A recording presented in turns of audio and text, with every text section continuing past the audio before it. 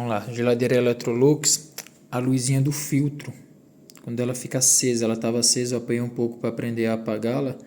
Primeiramente, para você vai apagar ela, você destrava o painel, 2 segundos ele vai destravar, destravou o painel, você vai apertar junto o manual e o turbo por 3 segundos. É só segurar por 3 segundos e ela apagaria. A minha já está apagada, então não vou conseguir mostrar 100%, mas é só fazer isso. Destrava o painel, aperta junto o manual e turbo junto por 3 segundos e ela apaga.